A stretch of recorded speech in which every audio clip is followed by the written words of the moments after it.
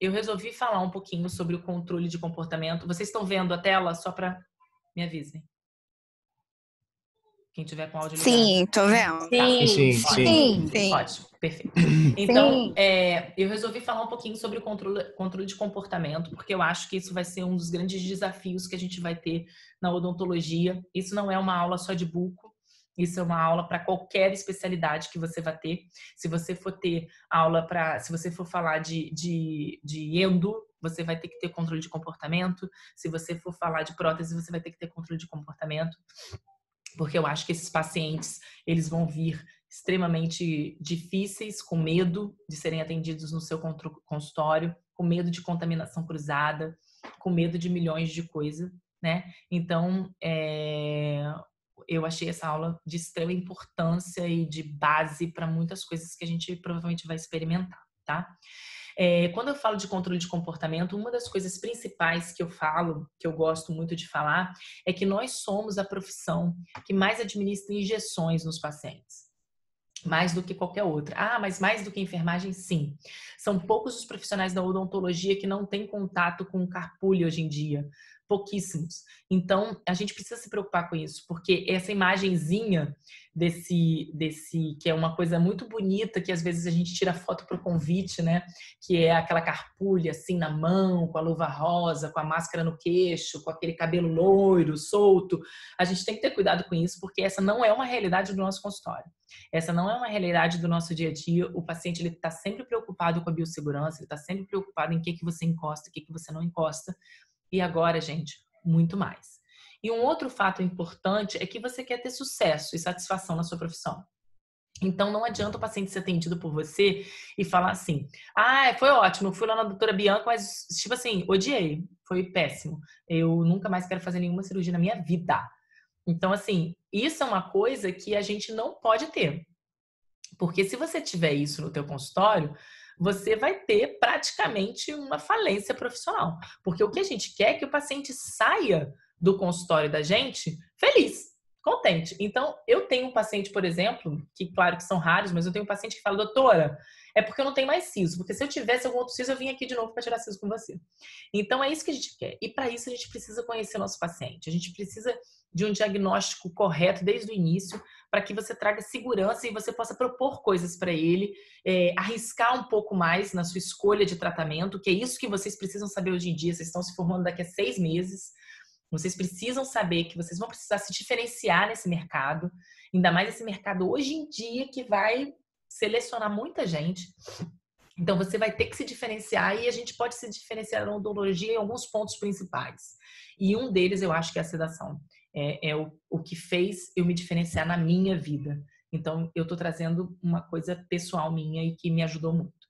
Então, você precisa saber o que o paciente esconde, o que o paciente não diz para você, né? A gente precisa pegar um paciente completamente turvo e, através da anamnese, através das perguntas, através dos questionamentos, isso for clareando para você. Até que você enxergue o paciente completamente. E você saiba que o paciente que está na sua esquerda é um paciente sindrômico, um paciente que tem complicações, que tem problemas, mas que o paciente da direita pode ser muito pior do que o paciente da esquerda. Essa paciente do lado direito é uma paciente com alergia a 33 medicamentos, que fez diversas internações hospitalares graves por causa de complicações alérgicas. E você vai administrar uma droga intramuscular, intravenosa, troncular nessa paciente. Então, o que eu posso fazer para controlar isso? O que eu posso fazer para mudar essa situação, para mudar essa forma de ver tudo isso, tá? Então, para isso, a gente tem na cirurgia 4 anamneses básicas. Eu não vou ficar me detendo muito a isso, mas a gente normalmente sabe o histórico de saúde do paciente, o tratamento atual que ele está sendo submetido, algum quadro de alergia ou algum sangramento que ele tem. Esse quadro ele é sempre baseado numa classificação chamada de ASA, é uma classificação da American Society of Anesthesiologists. É uma classificação antiga, mas que é válida até hoje. Inclusive, os pacientes que estão sendo avaliados agora com coronavírus, eles são classificados dentro dessa categoria, né? E são determinados a gravidade da situação deles baseados nisso. Então, essa é uma classificação que a gente tem que saber de cor e salteado. E ela é importante para definir algumas condutas que a gente vai ter. Um outro ponto principal é a gente avaliar os sinais vitais. Vocês têm que avaliar os sinais vitais do seu paciente. Então, eu vou colocar várias bibliografias aqui para vocês. Eu acho que essas bibliografias são importantes. Essa aula ela fica gravada, depois eu vou tentar disponibilizar para vocês. Eu não sei como, não sei se a gente faz isso por WhatsApp, eu realmente não sei ainda, mas eu vou tentar disponibilizar para vocês. Mas o mais importante é vocês entenderem que esse artigo, por exemplo, é de 1980, é um artigo super antigo, mas é um artigo que ele fala que você não demora mais de 6 minutos para fazer uma avaliação de sinais vitais. Então, não tenham medo de fazer isso. Não achem que isso mas eu vou fazer, como é que eu vou fazer essa análise? Porque eu não tenho equipamento, você tem que ter. E isso você já faz dessa seguinte forma. A contagem do pulso do paciente você pode fazer com seus próprios 2 dedos. A gente não faz isso com o dedão, a gente faz com o dedo indicador e o dedo central. E você coloca exatamente na artéria radial. A gente considera a artéria radial, você tenta lembrar que isso aqui é como se fosse uma antena de um rádio. Então, a artéria radial, ela está bem na lateralzinha dessa região. Então, você consegue visualizar isso muito bem, né? Sentir isso muito bem. E se você começou a contar esse pulso e esse pulso foi irregular, a gente faz por 1 minuto. Se foi regular, a gente pode fazer por 30 segundos e multiplicar por 2. A frequência respiratória, hoje em dia, mais do que nunca, é muito importante por causa dos problemas respiratórios que os pacientes com coronavírus estão apresentando. Então, se você precisar atender um paciente de urgência, não é o caso de vocês, mas se você trabalhar em algum hospital e precisar disso, e o paciente tiver alguma sintomatologia, vocês podem observar isso através da frequência respiratória, que é a dificuldade respiratória, né, que você observa. E nos adultos, a gente tem de 14 a 18 minutos, né, de respirações por minutos. Isso vai aumentando em bebês, em crianças. E se você tiver uma respiração mais rápida, se você tiver uma respiração de um adulto semelhante a de uma criança de 2 a 8 anos ou de 1 a 8 anos, que é uma frequência rápida, isso quer dizer que ele está com bloqueio respiratório. Ele está com dificuldade respiratória. E isso é preocupante, a gente precisa ter cuidado nesse atendimento e orientar ele de uma forma melhor, tá? Em relação à pressão arterial, se vocês não tiverem esse equipamento, vocês têm que comprar esse equipamento para ontem. Esse equipamento custa R$180, sei lá, R$200, e no Mercado Livre tem até mais barato. Talvez não agora, né? Mas você até consiga comprar mais barato. Ele é um aferidor de pressão arterial de pulso. Ele é extremamente seguro, mas ele tem que ter esse selinho do Inmetro. Claro, você não vai comprar um Xing Ling que venha da China, né? Por favor. Mas você tem que ter um selinho do Inmetro aqui. E além desse selinho do Inmetro, ele tem que ser verificado com frequência, né? Existe uma assistência técnica para ele que você vai enviar e ver, trocar pilha, fazer tudo isso. Porque tem muita gente que fala, não funciona para nada esse aparelho. Funciona sim. Se você tiver um controle regular dele, tá? A pressão é aquela pressão que a gente sabe, o significado e o risco clínico que a gente tem. Hoje em dia é considerado até uma pré-hipertensão. O paciente que tem essa pressão até 120/80 já é uma pré-hipertensão. Isso, a gente precisa estar se preocupando sempre com o nosso paciente, verificando isso sempre com ele. Essa aferição de sinais, por exemplo, você pode fazer isso antes da consulta. Então, quando você está fazendo a anamnese, você já pede para o paciente colocar isso no pulso e você vai apertar um botão. E ali vai aparecer os números e você vai anotar na ficha. Então, não pode ser difícil fazer isso, né? Se você que é periodontista faz um monte de análise, faz um monte de escolha, então não pode ser difícil a gente fazer esse tipo de avaliação ali, ok? Então, a gente sempre tem que ter um olho no peixe e um outro no gato. É isso que eu falo. Quando a gente está falando de controle de comportamento, de sedação, de orientação para esse paciente, a gente precisa estar com um olho no peixe e outro no gato. Você tem que ter isso, você tem que ter um cuidado específico. E aí eu vou contar uma história para vocês, provavelmente eu já contei essa história. Não sei te dizer, porque a gente conta muita história, mas eu juro que são verdadeiras. E aí a primeira história que eu vou contar para vocês é de um aluno meu que chegou na ABO, na Associação Brasileira de Odontologia, onde a gente tem um curso de atualização lá. E aí ele chegou procurando uma ajuda, porque ele estava com um paciente, ele atendeu um paciente, e esse paciente teve um problema foi fazer um atendimento e ele chegou para poder fazer extração de um incisivo central inferior. E durante essa anamnese, durante toda essa análise, ele me disse que o paciente estava bem, estava saudável, sem nenhuma alteração, porque ele viu que o paciente não estava suando, né? Essa paciente não estava suando, essa paciente estava respirando normalmente, ela estava tranquila e calma, então ele achou que ela não tinha nenhum problema de saúde. Então não aferiu nenhuma pressão, não verificou nenhum sinal vital, não perguntou sobre nenhuma medicação, nem nada. E o que aconteceu depois disso? Essa paciente fez o procedimento, fez a extração do dente e depois da sutura começou a passar muito mal. E ele foi lá procurar uma ajuda da gente, o que ele conduziria depois disso. Então, eu vou contar o final dessa história depois, mas o importante é a gente ter sempre desconfiar do nosso paciente, porque o nosso paciente não necessariamente ele fala a verdade, né? Então a gente tem que ter cuidado. Vocês já devem ter vivido isso na clínica, do paciente esconder que usa algum remédio. Um outro ponto principal é você conhecer o procedimento que você vai executar. Porque se você conhecer o seu paciente e você conhece o procedimento que você vai fazer, você sabe o tempo cirúrgico que você vai demorar. Você tem todos os instrumentais e equipamentos para resolver esse procedimento. Você tem tudo o que você sabe. Você provavelmente tem segurança no processo. Então, eu vou fazer uma frenectomia. Um procedimento simples na cirurgia, um procedimento que a gente executa com frequência de um paciente adulto que precisa soltar esse freio. Esse paciente, eu vou fazer uma divulsão desse freio, eu vou soltar, eu vou suturar essa área. Então, é um paciente que eu tenho um controle de comportamento. Eu sei que eu vou ter que suturar, eu vou ter que preservar as papilas, eu vou ter que ter cuidado nas carúnculas, mas eu consigo controlar. Agora, e um paciente de 4 anos de idade que precisa fazer uma frenectomia? Eu vou conseguir controlar o comportamento dele? Eu vou conseguir fazer com que ele sente na minha cadeira, com que ele abra a boca, que eu passe um fio na língua dele, que eu solte essa língua com uma lâmina de bisturi, que eu difusione essa língua e que eu suture? Não vou conseguir. Eu botei esse caso lá no Close Friends, lá do Instagram. Se vocês quiserem, eu vou daqui a pouco falar várias coisas desse caso, mas eu não vou conseguir, é impossível para mim. Ele não vai se comportar, ele não vai ter um controle de comportamento. Então, esse paciente, por exemplo, foi feito com anestesia geral. Ah, professora, mas anestesia geral para um paciente, para fazer uma frenectomia é muita coisa. Não é muita coisa. A anestesia geral é extremamente segura. Extremamente segura, ainda mais com indicação. Esse paciente é um paciente que tem indicação clássica para fazer isso. Se eu tentar fazer com local, aí sim eu vou ter um problema. Ele não vai deixar eu fazer, ele vai agitar, eu vou ter que segurar esse paciente. Hoje em dia, essas mães, elas não deixam a gente fazer isso e não acham que está certo segurar o paciente de forma alguma. Então, isso vai te trazer um transtorno muito maior e talvez você não consiga finalizar o procedimento. Então, a gente tem que conhecer o nosso procedimento. O segundo ponto é dor e ansiedade. A gente precisa saber que a odontologia traz esses dois sentimentos associados. A dor e a ansiedade são duas coisas que andam junto com a odontologia. Então você fala odonto, a pessoa lembra dor e ansiedade. Ah, eu tenho que ir no dentista. Ai, meu Deus, coitada. Eu tenho que fazer. Ih, coitada. Então assim, eu tenho que fazer um canal. Ih, dói pra caramba.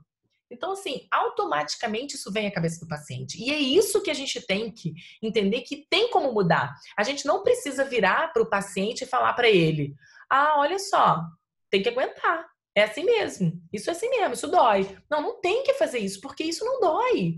Isso não precisa ser dessa forma. Você pode fazer isso com controle. A gente sabe que dor e ansiedade traz taquicardia, sudorese excessiva, tensão muscular, boca seca e sensação de alerta. O que essa mistura que está aí, o que esses 5 itens traz para a gente? Dificuldade de realização do procedimento, é o primeiro ponto. Então, a gente tem que analisar isso.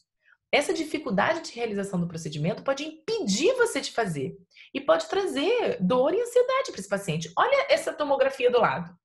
Como é que eu vou extrair esse siso inferior com essa lesão enorme que eu preciso tirar, porque isso é um cisto dentígero associado, que a raiz está espremendo o nervo?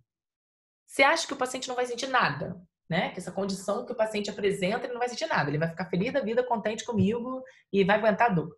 Não, eu não posso. Eu tenho uma limitação. Eu não sei se eu vou conseguir fazer isso, né? Oi? Alguém quer perguntar? Pode perguntar, tá? Outra coisa também importante são as experiências que o paciente viveu. Então, mais uma história que eu vou contar para vocês. Um profissional procurou um outro profissional para poder pedir uma ajuda, porque o paciente estava processando ele por uma situação super simples. Ele foi atender esse paciente era um paciente advogado, que foi para o consultório, chegou no consultório para ser atendido, ele começou a passar mal e acabou desmaiando na cadeira. O dentista não interpretou isso dessa forma, achou que o paciente tinha morrido. E aí, como ele achou que o paciente tinha morrido, ele disse que aferiu, auscultou os sinais vitais, tudo isso, o paciente tinha morrido, concluiu que morreu. Nisso que ele concluiu que morreu, o que o dentista fez? Ele pegou o paciente, tirou o paciente da cadeira, arrastou ele pelo meio do corredor. Eu tô falando com as palavras do dentista, tá? Arrastou o paciente pelo meio do corredor, porque o paciente está desmaiado, deixou o paciente à porta do elevador e subiu o elevador para poder pedir ajuda pro vizinho. Imagina esse paciente quando acordou e ele estava na cadeira do dentista e daqui a pouco ele acordou no chão, na porta do elevador, né? Então, será que esse paciente ele vai vir tranquilão para você? Ah, doutora, pode me anestesiar, tô ótimo, tô tranquilo. Não, ele vai vir com uma experiência péssima, péssima, né? Provavelmente ele nunca mais vai ao dentista, eu não iria, talvez. Então, assim, ele vem carregado de experiências ruins. E como é que a gente vai definir isso, né? Como é que a gente vai decidir isso, né? A gente sabe que a gente usa um instrumento que é um dos piores instrumentos que a gente tem, que é a canetinha, o motorzinho do dentista, gente. Eu não sei vocês, mas, meu Deus do céu, eu acho... Olha isso, olha esse barulho. Então, imagina você tá num consultório, outro paciente lá, na sala de espera, ouvindo isso, e como é que você quer que a ansiedade dele fique controlada, né? Não fica. Então, ataque cardíaco, sudorese, a dificuldade, a ansiedade, isso impede que você consiga esse controle do comportamento. E o que você quer com o controle do comportamento? Manter a cooperação do paciente com você, reduzir os reflexos indesejáveis, potencializar o efeito do seu anestésico e executar o seu procedimento com maior previsibilidade e resultado satisfatório. Qualquer procedimento, eu não estou falando de buco, eu não estou falando de cirurgia. Se você for fazer uma endo, você quer que o paciente sente na sua cadeira, que ele não sinta dor, que ele esteja controlado, que ele coopere com você, que ele não se sacuda, que ele não bata a mão e que você tenha um efeito anestésico. Se eu estiver falando de qualquer outro procedimento, se eu estiver falando de um tratamento clínico odontológico, você quer a mesma coisa. Então, essa aula, para mim, é uma aula base. É igual estomatologia. É uma aula base, é uma aula de controle do comportamento do nosso paciente que a gente vai precisar. E aí, esse é uma tela que eu, se fosse vocês, eu dava um print. Porque essa tela é uma tela muito importante que ela guia as nossas decisões. Porque ela tem o protocolo da redução da ansiedade. E você vai usar métodos não farmacológicos, que são métodos obrigatórios de você usar, e métodos farmacológicos. E aí, a partir disso, você consegue escolher o que você quer para o seu paciente.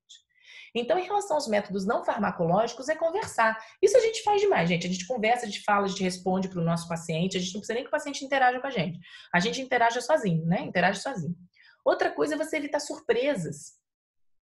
É você evitar de virar para o paciente e falar assim: meu Deus, tá sangrando.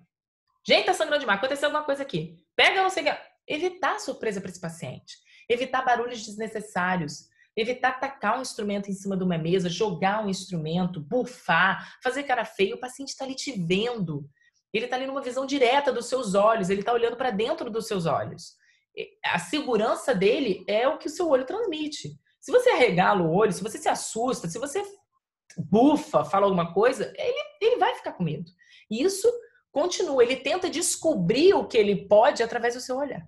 Manter o instrumental cirúrgico fora da vista do paciente. E aí é aquele assunto que eu falei no início. É bonito quando você vai tirar uma foto para o convite de formatura, mas aquele carpule jogando para o ar o líquidozinho, isso não é bonito, isso só assusta. Isso não é a realidade do dia a dia do consultório. Isso não é a realidade do dia a dia que você precisa ter para você se diferenciar, para você ser um profissional bom, para você sair do mercado seguro, para você passar segurança para o teu paciente. E você saber as anestesias que você usa, saber as drogas, saber os equipamentos, saber o que você pode fazer de diferente.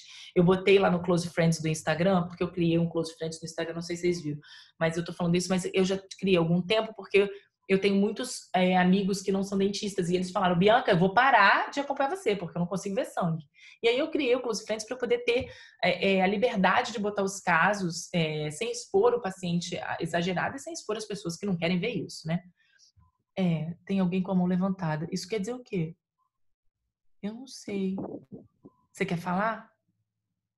Fala, Raíssa. Ativar. Ah, tá.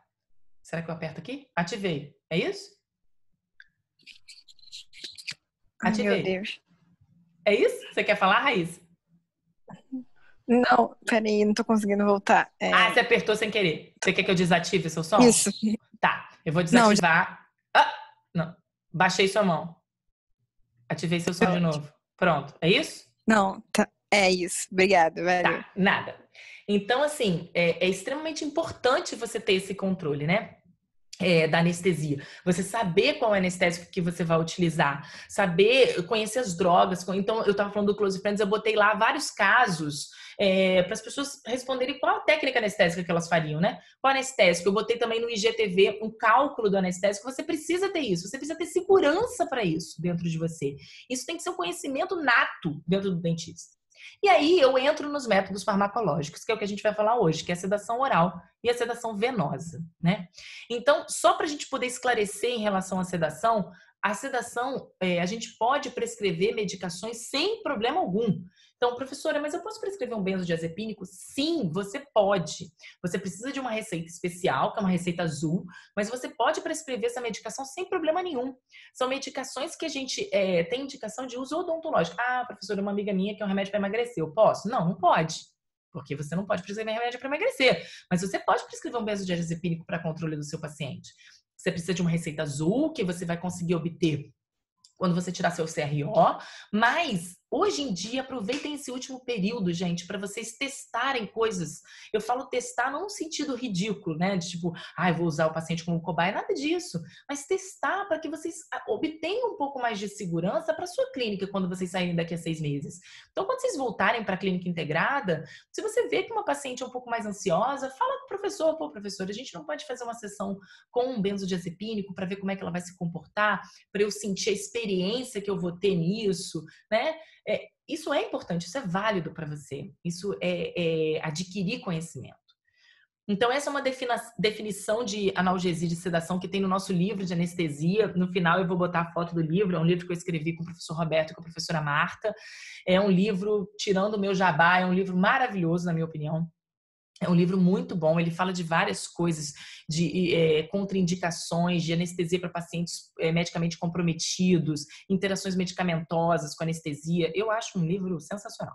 Então, eu não sei se tem ele em PDF, se tivesse, eu liberaria para vocês sem problema algum, mas eu não tenho em PDF. Mas se vocês tiverem, não fiquem com vergonha de botar no grupo, podem botar lá no grupo, mas se vocês não tiverem, ele é um ótimo livro para comprar e nem é tão absurdo assim de preço, tá? Então, o que é a sedação? É um estado contínuo de alteração da consciência que a gente estende desde uma sedação mínima até uma sedação ou uma analgesia profunda.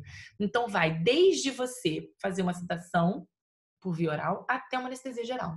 E você pode modificar o estado de consciência desse paciente. Você altera a consciência dele, do tempo, do espaço, isso traz um conforto. Então, essa é a classificação que a gente tem de 4 tipos de sedação. Uma sedação mínima, que é a ansiólise. Depois a gente entra com a sedação e analgesia moderada, que é a sedação venosa. A sedação inalatória com óxido nitroso ela é muito boa e anestesia geral. Por que eu não vou falar de sedação inalatória com óxido nitroso hoje? Porque eu acho que a sedação por óxido nitroso, ela, para cirurgia, para mim, ela não funciona bem. Porque o paciente ele tem que ter um controle de respiração completa pelo nariz, ele não precisa ele não pode respirar por boca, porque se ele respirar pela boca, perde o efeito. Então, assim, eu não gosto. Eu, Bianca, eu tenho treinamento, tenho óxido nitroso no consultório, mas se eu faço com óxido nitroso, é o que eu faria sem óxido nitroso. Tem uma referência no Instagram chamado Blood Guy, eu não sei se Blood Tooth Guy, é um cara sanguinolento pra caramba, radical total, que ele coloca vários casos cirúrgicos, ele mostra a clínica dele, é um americano, ele mostra a clínica dele todo dia, lá com 1 milhão de cirurgias, e ele faz todos com sedação inalatória. Então, é um bom controle que você pode ter, e realmente os pacientes estão bem tranquilos ali. Mas eu, Bianca, tenho muito mais segurança, muito mais facilidade de fazer com a sedação venosa, que a gente vai falar para vocês. E a anestesia geral é só para casos muito específicos mesmo, tá? Isso é um artigo da American Society of Anesthesiologists. É um artigo também extremamente interessante. Acho que vale muito a pena para vocês. Ai, gente, voltou aqui. Acho que vale muito a pena para vocês observarem esse artigo. Façam também, depois copiem esse artigo, e ele mostra os níveis de sedação que a gente tem, né? E a reação que você vai ter, tanto na responsividade, quanto em vias aéreas, quanto na ventilação espontânea, quanto na função cardiovascular. Então, cada tipo de sedação e cada efeito que você tem nessa área respiratória. Quais são as indicações? Primeiro, pacientes extremamente ansiosos, pacientes que têm fobia ao tratamento dentário. Eu atendi um paciente agora no consultório que ele não entrou, uma criança não, 13 anos, mas ele não entrou na minha sala de espera. Para você ter uma ideia, foi a mãe, um bebezinho de colo e ele. Ele desceu, o meu consultório é no 22º andar. Ele desceu as escadas de incêndio. Ele não entrou no consultório.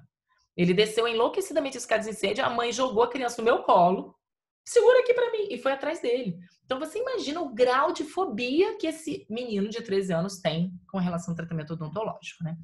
Então, para procedimentos que você acha que vai causar um pouco de desconforto também é muito importante. Procedimentos que têm um pequeno grau de complexidade e que têm uma duração no máximo de 2 horas é o ideal. E pacientes com doenças de base, por exemplo, diabéticos, hipertensos, controlados, eu também acho válido. Então, o paciente ele chega para você como se fosse ou se estivesse arrancando os cabelos, né? Eu gosto de colocar esse videozinho porque é exatamente isso. A pessoa quer que alguém cede ela, porque ela não quer nem sentar na sua cadeira feliz. Ela tá tão revoltada de estar ali com você que ela não quer estar bem. Só que para a gente fazer qualquer tipo de sedação, a gente precisa de um protocolo de segurança. Você precisa ter segurança nos seus casos. Então, o paciente, primeiro, ele tem que ser muito bem avaliado, você tem que conhecer muito bem do paciente. Então, por isso que a gente fez a parte anterior, né? E em relação aos cuidados pré-operatórios que ele vai ter que ter, como, por exemplo, o jejum, ele estar acompanhado, a gente pede normalmente um exame de sangue, tá? O planejamento ele tem que ser muito bem executado para você evitar qualquer acidente ou qualquer susto ali naquele procedimento. E uma outra história que eu vou contar para vocês. Eu estava na UF, estava lá no ambulatório, e me ligou uma dentista do meu prédio dizendo que estava com o paciente sedado e que ela tinha feito um determinado planejamento para fazer o tratamento endodôntico de um paciente e no final ela descobriu que tinha que extrair aquele dente. Só que ela não sabia fazer extração e ela estava desesperada porque ela tinha prometido para a família que ia executar o procedimento todo, que o paciente nunca mais ia precisar fazer nada. E o paciente estava sedado com a sedação venosa com anestesista já há 2 horas. Era uma senhora de 85 anos. E ela queria porque queria que fosse que eu saísse de algum lugar ou que alguém fosse lá ajudar ela. Sendo que eu nunca tinha visto essa dentista, então você imagina o tamanho do desespero dela. Ela nunca me viu, ela me achou no prédio, porque ela era no mesmo prédio que a gente atendia, e ela foi procurar uma ajuda ali. Então isso é um planejamento que não foi executado de forma correta, tá? O seu consultório tem que ter uma estrutura. Se você for fazer, por exemplo, uma sedação venosa, tem que caber o anestesista ali dentro. Você tem que ter os monitores, você tem que ter oxigênio, você tem que ter medicações sedativas e medicações de emergência. E você tem que ter um espaço para que as pessoas circulem. Então, isso é uma resolução do Conselho Federal de Medicina, definindo exatamente o que você precisa ter no teu consultório para você fazer uma sedação. E é isso mesmo, porque a vigilância sanitária foi no meu consultório e foi isso que eles verificaram. Então, você tem que ter todas essas medicações de segurança, todos esses equipamentos para você ter um controle do teu paciente no pós-operatório. Então, claro... Professora, com licença. Oi. A Raíssa, sem querer, saiu da sua sala. Acho que teve algum problema no celular dela. Se tiver como autorizar a entrada dela de novo. Tem, claro. Porque não apareceu aqui. Pronto, foi? Acho que foi. Deixa eu ver. Acho que foi. Foi? Eu não sei porquê, mas a próxima aula que eu fizer para vocês, eu vou tirar a senha, porque tem um negócio de senha. Eu nem sabia que tinha. Aí eu vou tirar para vocês poderem entrar e ficarem à vontade aí. Não, mas ela já entrou sim, tá ótimo. Desculpa atrapalhar. Nada. Fica à vontade, pode interromper. Então, assim, os equipamentos que a gente tem de emergência, eles são equipamentos que a gente deveria ter no dia a dia. Existe até uns kits de emergência. Talvez, eu não sei se vocês já tiveram aula no período passado de emergência médica, mas eu acho que é sempre válido a gente estar fazendo uma aula disso para vocês terem em mente que você precisa ter os equipamentos, né? E se você for fazer uma sedação venosa, mais ainda. O ambu, por exemplo, mantém uma ventilação do paciente no momento que você está sentindo que ele não está fazendo uma ventilação adequada. Então, você precisa ter um equipamento desse. E você consegue adquirir de forma tranquila. Essas cânulas orofaríngeas, elas não são muito fáceis de serem utilizadas. Você precisa de um treinamento. Mas elas tem que estar completa dentro do seu kit, e você pode escolher ou a Bergmann ou a Guedel. Eu gosto mais da Guedel, porque ela tem um tubo interno. A Bergmann não é interno, são os orifícios, ela é rasgada, né? Para que elas servem? Elas servem exatamente para você desobstruir via aérea. Então, ela entra com essa pontinha dela raspando no palato. Então, ela vai raspar ali no palato. E aí, você vira essa cânula e puxa a língua para frente. Então, você desobstrui o paciente. Então, aquele paciente que tem queda de língua, que ronca muito, que tem apneia obstrutiva, é um paciente que é propício a usar isso. Uma outra cânula também que é muito fácil de usar é a cânula nasofaríngea. Essa é até mais fácil de usar que a Guedel, que ela é diretamente no nariz. Ela é uma cânula super macinha, ela é esterilizável, ela vai na autoclave, e você usa ela, você compra em lojas de artigos médicos e você introduz pelo nariz, e ela é longa o suficiente que traz a sua língua para frente. Ah, mas pode trazer ânsia de vômito? Na maioria das vezes, sim. Mas se você chegou no momento de precisar utilizar essa cânula, isso quer dizer que esse paciente não está com as funções normais. Então, ele tolera um pouco mais essa ansiedade, esse vômito, tá? A sedação no consultório, ela precisa desses critérios, que é um acompanhamento sempre de um adulto responsável. O paciente ele tem que ter uma condição sociocultural que permita a comunicação e deslocamento dele no consultório. Ah, meu paciente é muito simples, professor, ele não entende como toma medicação para dor. Então, você não pode prescrever um benzodiazepínico para ele, porque ele talvez não entenda isso. O seu paciente, ele não tem como, nesse dia desse procedimento, ir de outra forma, como, por exemplo, um carro, ele não tem como fazer isso, porque ele não tem. Talvez esse paciente não seja um indicador para você fazer uma sedação, porque ele não vai conseguir ter suporte para sair do seu consultório. Ele tem que entender e compreender essa técnica. Saber que ele vai sair do consultório meio grogue e que ele vai ter um tempo de repouso. E ele precisa estar dentro da classificação de ASA 1 e 2, que é a classificação que a gente sempre atende nossos pacientes, tá? Quais são os pacientes que não são candidatos? Vamos dizer que aquele paciente que não tem uma via aérea boa. O que quer dizer via aérea? Que ele não respira bem, que ele é um obeso mórbido, que ele tem apneia obstrutiva. Ele é um paciente com via aérea difícil. Então, é um paciente que, se você tiver uma obstrução, você não vai conseguir resolver. Então, por que você vai arriscar a vida dele e o teu consultório nisso? Então, a gente não faz. Pacientes com transtornos psiquiátricos diagnosticados. Então, esse paciente que tem transtorno obsessivo compulsivo, que tem esquizofrenia, esse paciente a gente não tem indicação para atendimento, porque ele pode fazer o que a gente chama de reação paradoxal, que é uma reação mais complicada.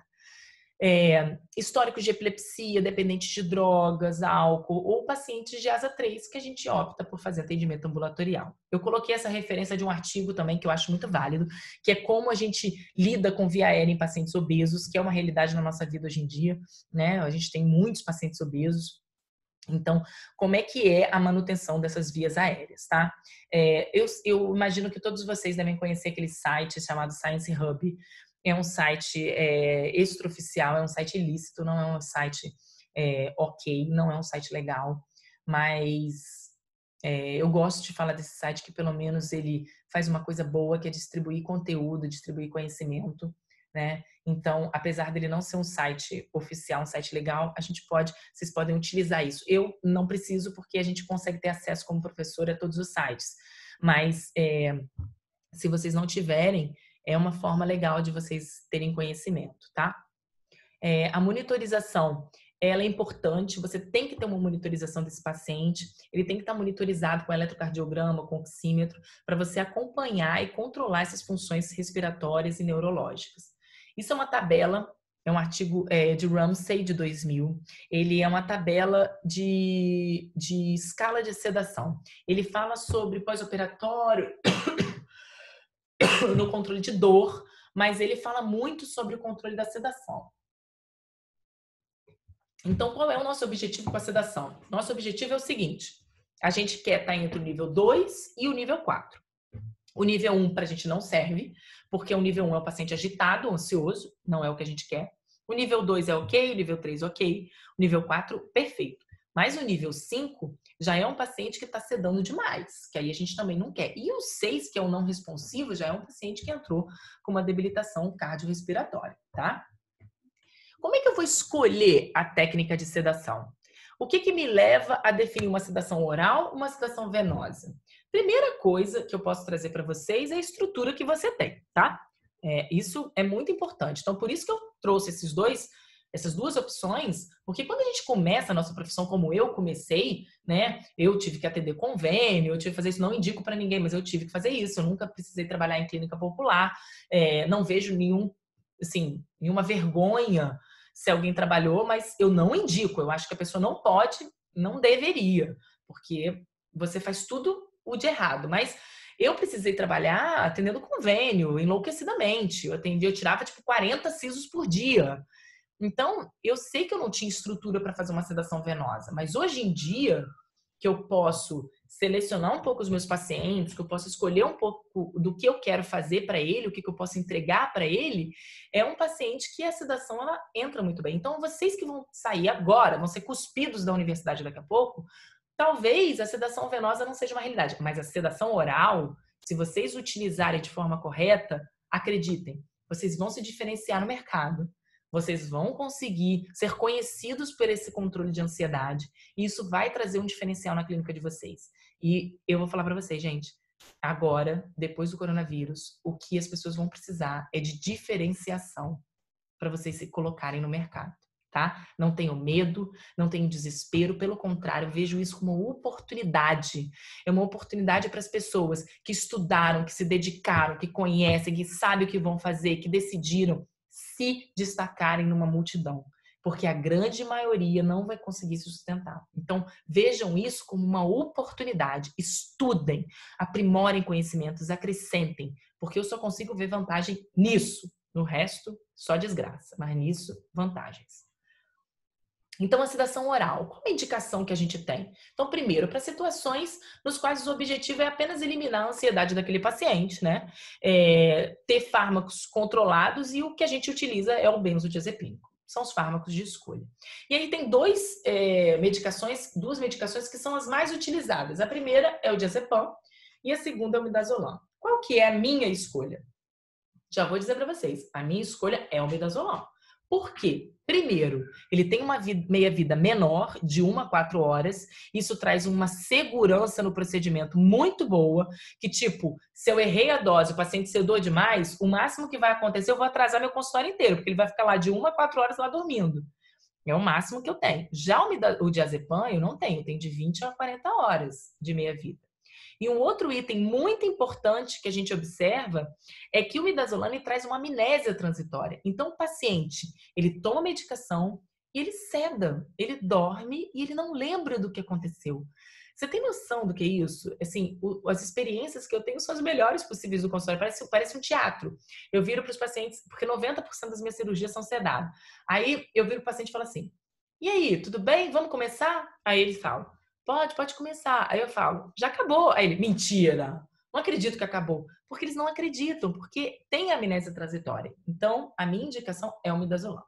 Esse é um artigo da Revista de Odontologia da Universidade de São Paulo, que ele fala exatamente sobre a relação entre as medicações, meia-vida, início de ação e para adultos, idosos e crianças. Eu já digo para vocês que eu não gosto de fazer sedação oral em criança. Eu acho que não tem controle, eu não consigo controlar.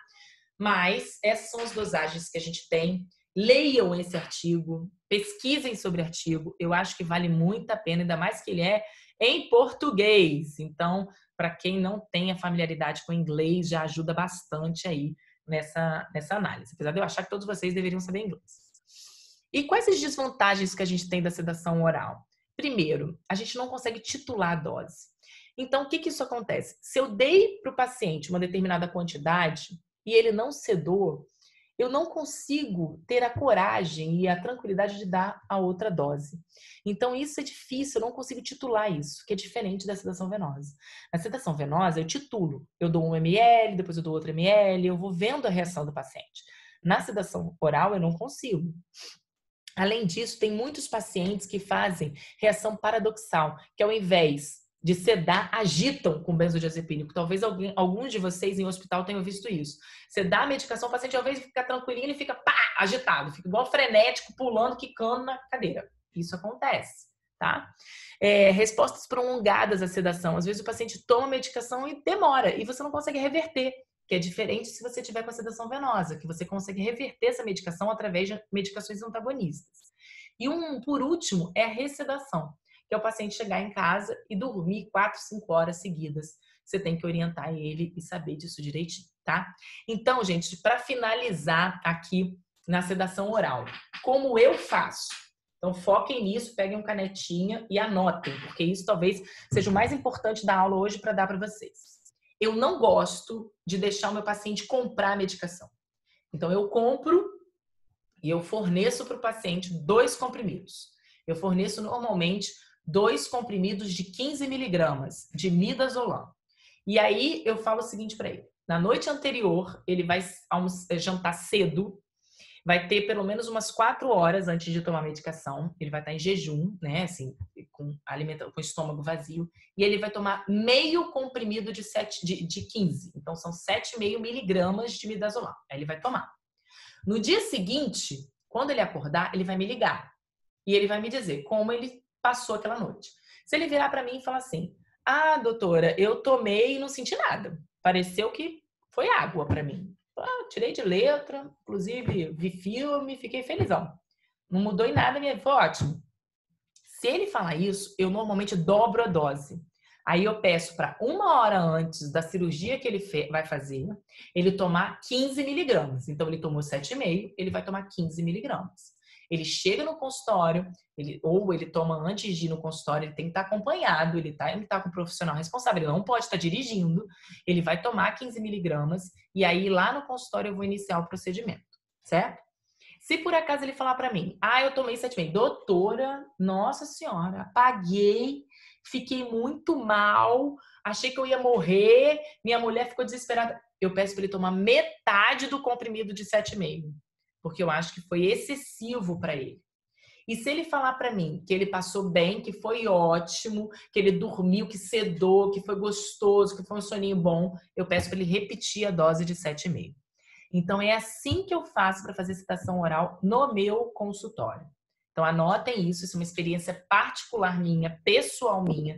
Se vocês estiverem em outros profissionais, de repente, cada um vai ter uma experiência pessoal. Mas isso é uma forma que eu encontrei de fazer um test drive prévio com esse paciente. Então, na noite anterior, eu peço para ele tomar. Então, no caso, a senhora vai dar 7,5 na noite anterior, depois que ele janta, né? E aí, se ele eu peço para ele jantar 2... cedo. Eu peço para ele jantar cedo. E 4 horas, mais ou menos, depois que ele jantou, sem ter comido nem bebido nada, eu tento reproduzir o que vai ser na cirurgia. Aí ele toma o remédio, tá? Então, por exemplo, ele janta 6, às 10 ele toma. Entendi. Aí, se ele ficar bem, você dá 2 comprimidos de 15. Se ele ficar muito mal, você só vai dar metade desses de 15? Não, eu dei 7,5. Se ele ficar bem, eu repito 7,5. Se ele não sentiu nada, eu dobro a dose. Eu dou 1 de 15. E se ele ficou muito sedado, muito mal, eu dou metade do 7,5. Entendeu? Professora, eu tinha uma dúvida também sobre o efeito paradoxal. Eu presenciei uma vez, mas não foi nem em hospital. Um conhecido meu, familiar, estava viajando comigo, médico, falei para ele não tomar, ele tomou no avião, tinha medo de viajar. Sim. E aí, por alguns minutos antes dele dormir, dele ficar inconsciente, ele ficou bem agressivo, xingou o comissário, enfim, foi uma coisa super desagradável. Isso é reação paradoxal. E aí eu fiquei assustado, porque assim, eu até ajudei, segurei, falei, calma, tentei acalmar, mas eu fiquei na dúvida, até inseguro em relação ao benzodiazepínico. Se isso acontecer, como isso pode durar muito tempo? Isso dura o efeito do benzodiazepínico, em torno de 1 a 4 horas, normalmente. Claro que, conforme ele vai absorvendo isso, vai passando. Então, ele não fica 1 ou 4 horas xingando as pessoas agressivo. Mas, normalmente, o que você vai ter que fazer é que você não vai conseguir atender.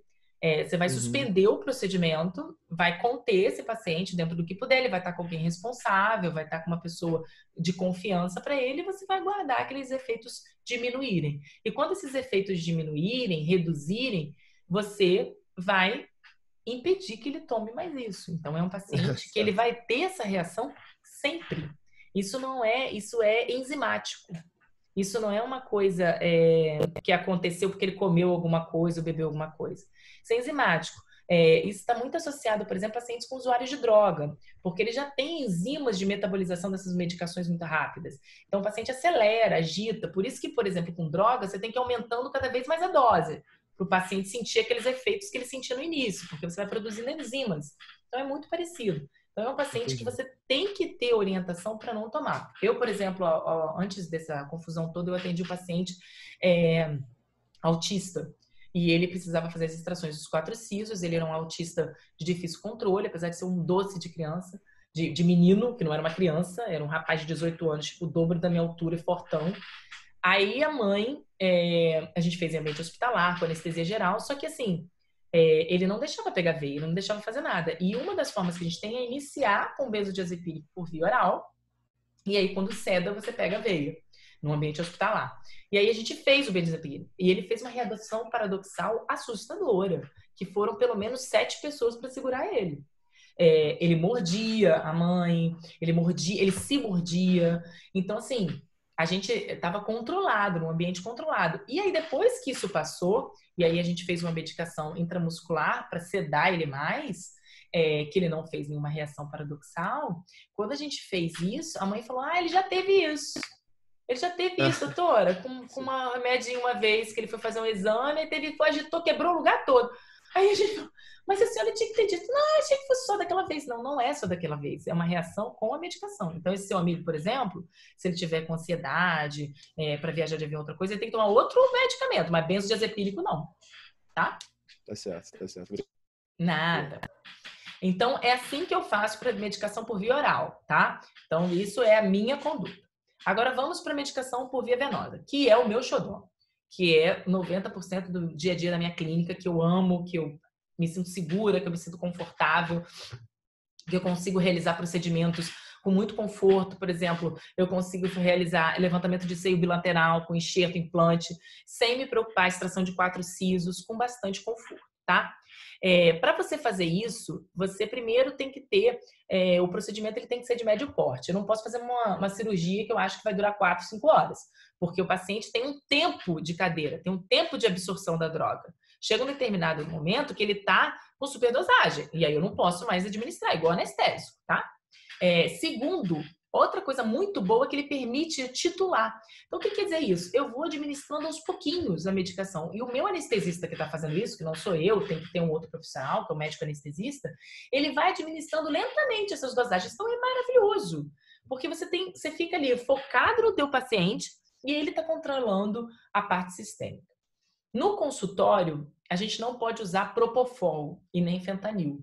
Então, a gente usa benzodiazepínico, e eu vou botar em seguida, a gente usa um analgésico chamado meperidina, que é a dolantina, que é a mesma coisa, né? E que é muito confortável, é um derivado da morfina, que não causa dependência, não causa nada disso, e é extremamente confortável, tá?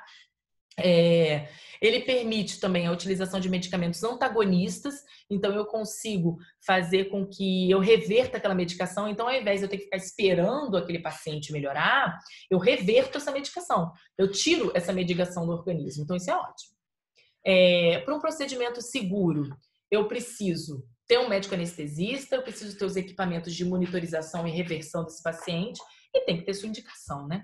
Então, essa é a minha instrumentadora cirúrgica. Essa é uma foto que a gente tirou no primeiro consultório que eu tive na Barra, só para poder mostrar mais ou menos como a gente conduz, né? E é exatamente isso. Você tem que estar com o oxímetro aqui no dedinho, né? Esse oxímetro, ele dá esse valor, que é o SpO2. Você tem que estar com um aparelho de pressão que está nesse braço, que vai ficar mostrando os batimentos cardíacos, que é a frequência cardíaca, e você tem um eletrocardiograma rodando o tempo inteiro, que fica coladinho aqui no tórax, mostrando toda a função cardíaca. O paciente tendo alguma dificuldade, como por exemplo obstrução por ronco, ou apneia, ou alguma coisa, a gente ainda pode fazer oxigênio, mas eu não faço isso para todos os pacientes. Isso é só quando você percebe mesmo uma dificuldade de oximetria daquele paciente, a gente administra oxigênio por via, através dessa máscara que chama óculo nasal. Então, as drogas que a gente utiliza, basicamente, midazolam e meperidina, propofol e fentanil, em hospital. A gente não faz esse ambiente de consultório. Por quê? Porque Michael Jackson morreu. É por isso. Porque antes do Michael Jackson ter morrido, a gente podia fazer isso. Mas Michael Jackson morreu com Propofol e aí foi proibido o uso sem ser em ambiente hospitalar, tá? Apesar de serem drogas extremamente seguras, maravilhosas de uso. Antigamente, quando a gente fazia, nossa, era uma das melhores sedações que eu tinha, mas hoje em dia a gente não pode mais e a gente tem que respeitar isso. Outra coisa importante é que quando termina o procedimento, sempre fica um resíduo de sangue. Então, os opioides que a gente faz, por exemplo, Propofol e Fentanil, eles promovem muito vômito e muita náusea, diferente do Midazolam. Então, que é bom. Mas junto com isso, a gente também prescreve outras medicações que a gente faz por via venosa. Então, dexametasona, ondansetrona, metoclopramida, são medicações que você pode fazer um acesso venoso e traz um super controle desse paciente, confortável, né? Bom. Então, o acesso venoso que o anestesista obtém e adquire é muito maravilhoso, porque eu consigo administrar analgésico, anti-inflamatório para aquele paciente, eu faço a dexametasona. Então, às vezes ele faz um procedimento enorme, mas o pós-operatório dele é melhor do que se eu tivesse feito 2 sisos acordado, porque ele faz tanta medicação de controle que ajuda muito para ele, tá? Esses são os critérios de alta, independente do que você faça, se for por via oral ou por via venosa.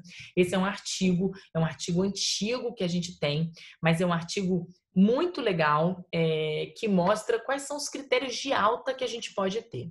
E aí os critérios de alta que a gente apresenta é esse que eles chamam de PADSS, né? Que é uma orientação do que você deve fazer. Então, primeiro, fiz sinais vitais, ambulação, que é o andar, náusea e vômito, dor e sangramento cirúrgico. No final, para você ter alta para o paciente, você tem que ter um score, que é um valor final entre 9 e 10.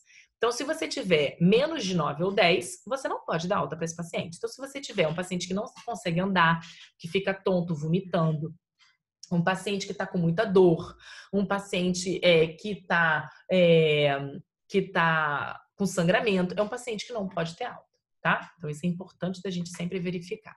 Outras coisas importantes para você orientar o seu paciente, eu tenho um videozinho, eu vou colocar lá para vocês no Instagram, que é um videozinho fofo que eu acho, que eu mando para todos os meus pacientes de pós-operatório. Então, eu tenho vários vídeos. Eu tenho um vídeo quando o paciente liga para o consultório. Então, isso é uma coisa muito legal de vocês terem, que é esse marketing, né, que a gente faz. O marketing não é um marketing que a gente vê no Instagram, nem nada disso, não. Marketing pessoal, marketing que você fez da sua cabeça. O que é bom para o seu paciente, não que você copiou de alguém. Então, eu fiz uns videozinhos que eu tirei da minha cabeça, eu fiz todo o roteiro, né? E eu contratei uma pessoa para realizar o vídeo para mim. Que é um videozinho fofo, numa linguagem super lúdica, que instrui os pacientes de algumas coisas. E uma delas é o que ele pode fazer no pós-operatório, principalmente no pós-operatório da sedação. Então, eu tenho antes da sedação, as orientações, e depois da sedação, o que ele pode e o que ele não pode fazer. Então, eu vou botar lá no WhatsApp para vocês verem. Não operar máquinas, nem dirigir, não tomar decisões importantes, não fazer uso de bebidas alcoólicas ou drogas ilícitas, não tomar os medicamentos habituais e aqueles prescritos. Essas são algumas instruções básicas, além das instruções da cirurgia. Por que isso? Porque ele vai estar grogue, ele está sob efeito das medicações. Então, a gente evita qualquer coisa que vá influenciar, tá? Eu vou entrar agora nos casos clínicos, 2 casos clínicos para mostrar para vocês. E depois a gente vai entrar para vocês fazerem as perguntas. Eu vou liberar a tela para a gente poder conversar um pouquinho mais, tá? Esse primeiro caso é um paciente que foi atendido na BO. Eu não sei se eu já mostrei esse caso para vocês. Mas esse caso é um paciente que acordou de manhã cedo com lábio dormente. E ele tinha esse aumento de volume, mas ele nunca tinha percebido, né? E aí ele foi no dentista. E essa dentista, ela simplesmente fez vários testes de vitalidade pulpar ali naquela área. E o teste de vitalidade pulpar dela foi abrindo os dentes. Então, ela abriu o primeiro, abriu o segundo. Quando ela chegou no segundo, ela falou, eu acho que tem alguma coisa de errado, acho que não estou fazendo alguma coisa certa. E encaminhou pra gente. Quando ele chegou pra gente, ele tinha uma imagem radiotransparente envolvendo a hemimandíbula, né? Mais ou menos na altura de premolar até molar. Eu vou mostrar para vocês a tomografia. Com bastante expansão de cortical, tanto lingual quanto vestibular, que ele só percebeu que isso existia quando começou a ficar com lábio dormente. E aí vocês vão entender por que o lábio ficou dormente, né? Lógico, vocês já devem saber. Mas a gente teve 2 etapas com esse paciente. A primeira etapa foi a biópsia, e a biópsia a gente conseguiu fazer com anestesia local, sem nenhum problema, porque é uma incisãozinha pequena, uma osteotomia e a remoção de um pequeno fragmento.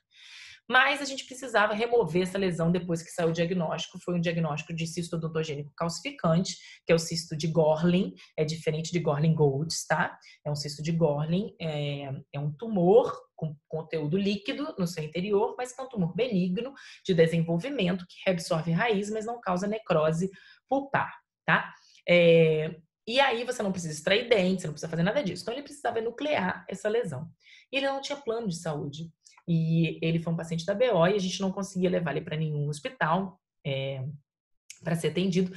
E a opção que a gente teve foi fazer esse procedimento sob sedação. Então a gente fez uma sedação oral. Nessa época, é um caso já bem antigo. Nessa época a gente não tinha possibilidade de fazer sedação venosa na BO, que a gente tem um curso de atualização lá. Então a gente fez uma sedação oral para ele, nesse mesmo esquema que eu falei para vocês, 7,5 antes, depois ele tomou 15. E a gente conseguiu realizar a cirurgia de enucleação. Então, só para vocês entenderem, essa é a loja que foi feita a biópsia prévia, isso uns 15 dias antes. Esse daqui é o orifíciozinho que foi retirado da biópsia. E aí, para o procedimento cirúrgico, a gente abriu uma incisão relaxante, extensa, papilar, para a gente conseguir suturar. Abrimos uma loja óssea maior e aí sim enucleamos. E aí a gente já vê a imagem. Olha por que ele acordou com o lábio dormente. Olha aqui o alveolar inferior. Né? Então a lesão estava comprimindo completamente o alveolar inferior. Então, a gente está com o multi aqui, tirando o alveolar inferior de dentro do alvéolo. Será que eu conseguiria fazer isso sem sedação? Olha o que eu estou fazendo com o alveolar inferior. Olha como é que o alveolar inferior é grosso. Para vocês terem uma ideia, quando começa o sangramento no siso, não é o alveolar inferior. Porque o alveolar inferior é extremamente espesso, né? Porque tem uma artéria, tem uma veia, tem um nervo ali junto. Aqui é o mentoniano, ó, a saída do mentoniano. Aqui, ó, foi a saída do mentoniano, né? Então, a gente vê por isso. Essa é uma outra paciente, por exemplo, do consultório, que ela tinha que fazer um levantamento bilateral de seio maxilar, que não tinha possibilidade da gente fazer isso com ela acordada. Ela não queria ir para o ambiente hospitalar, não tinha nenhuma necessidade, vontade de ir para o ambiente hospitalar, e a gente optou para fazer sedado, né? Então, a gente fez a cirurgia dela sedada, enxertamos com LPRF e com BIOS aqui nessa área.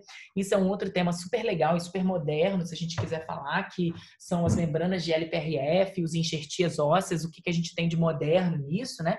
Isso é válido para acrescentar isso para vocês, para o consultório. E fizemos de um lado, fizemos do outro lado, e a gente teve um resultado muito satisfatório.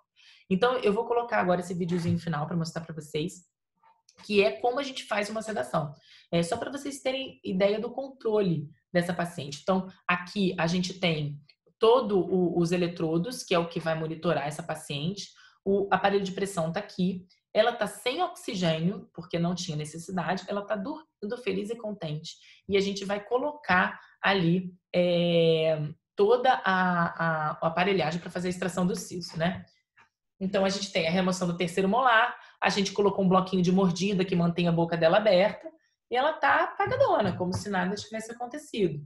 E a gente consegue realizar osteotomia, odontosecção, remoção desse dente, né? Se for um cisto, se tiver uma lesão, eu precisar curetar, eu consigo remover isso com segurança, suturar. Então, eu consigo trazer um conforto para esse paciente. Eu consigo ter um controle desse paciente, que é o que a gente deseja, que é o que a gente quer, que o paciente saia do nosso consultório feliz, né? Que ele saia falando o que os pacientes falam para mim. Ah, doutora, se eu tivesse mais um siso, eu fazia com você. Ou então um paciente indicar a cirurgia para o outro, isso é uma coisa raríssima. Você indica botar um aparelho, fazer um clareamento, mas você indicar, você precisa fazer cirurgia, faz lá com a doutora Bianca. Eu tenho isso no consultório e isso é muito importante de vocês verem. Aproveitem esse momento de reclusão de vocês para tirarem isso dos professores. Eu não sei se tem outros professores dando aula virtual para vocês, mas se tiver, aproveitem isso, né? Peguem a experiência clínica desse professor. Então, as conclusões que eu posso ter para vocês, gente, é que a sedação, tanto oral quanto venosa, veio ajudar muito a gente no controle comportamental, que a gente consegue fazer isso de uma forma segura, tranquila, calma, sem desespero, sem correria, desde que tenha uma boa indicação, que tenha uma boa um paciente com uma saúde boa, e usem isso. Aproveitem agora esses últimos 6 meses que vocês tiverem, né? Esse é o livro que a gente escreveu de anestesia local e sedação na prática odontológica. Está saindo a 2ª edição agora, a gente está aproveitando esse momento de reclusão para poder escrever e atualizar os capítulos, mas é um livro muito bom. Vocês todos têm meu telefone lá no WhatsApp. Qualquer dúvida, vocês entrem em contato comigo, tá bom? Eu vou agora